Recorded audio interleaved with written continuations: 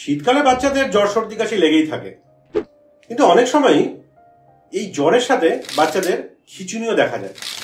তখন বাবা মারা অনেকটা অসহায় বোধ করে।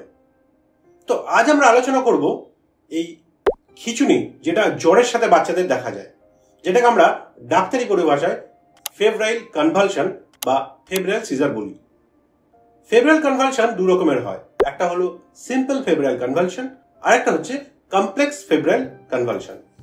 সিম্পল ফেব্রাইল কনভালশন খুব কমন, এটা অনেক বাচ্চাদেরই দেখা যায় যাদের ক্ষেত্রে জ্বরটা 100 ডিগ্রি ফারেনহাইটের বেশি যাচ্ছে। এবং এই সিম্পল ফেব্রাইল কনভালশন কিন্তু বাচ্চাদের 6 মাস থেকে 6 বছর পর্যন্ত হতে পারে।